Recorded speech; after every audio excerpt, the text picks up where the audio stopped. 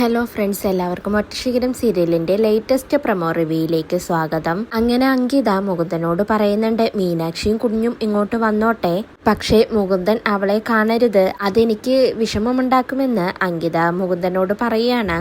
മുകുന്ദൻ അപ്പം അങ്കിതയോട് ചോദിക്കുന്നുണ്ട്, അതെന്താടോ താൻ അങ്ങനെ പറയുന്നത്? ഒന്നില്ലെങ്കിലും നമ്മളുടെ കുഞ്ഞിനെ 3 മാസം നോക്കാൻ പോകുന്നത് അവളല്ലേ, ഇതിന്റെ നന്ദി നമ്മൾ അവളോട് കാണിക്കണ്ടേ എന്ന് മുകുന്ദൻ അങ്കിതയോട് ചോദിക്കുകയാണ്. മുകുന്ദനും മീനാക്ഷിയും തമ്മിൽ കാണുന്നത് അങ്കിതയ്ക്ക് ഒട്ടും തന്നെ ഇഷ്ടല്ല.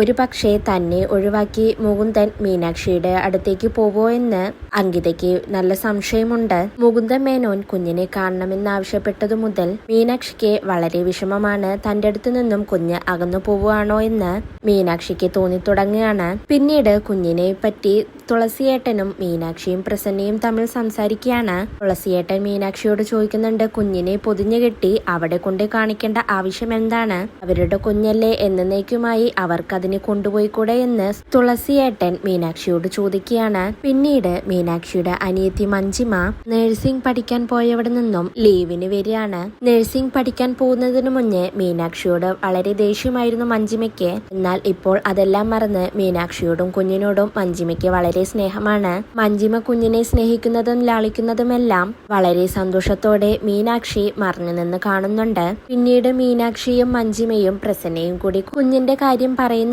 മീനാക്ഷിയുടെ സങ്കടം കണ്ട് മഞ്ജിമ ചോദിക്കുന്നുണ്ട്, ചേച്ചി എന്തിനാണ് ഇങ്ങനെ വിഷമിക്കുന്നത്? കുഞ്ഞിന് അമ്മയോടുള്ള അവകാശം പോലെ തന്നെ അതിന്റെ അച്ഛനും അവകാശമുണ്ടല്ലോ.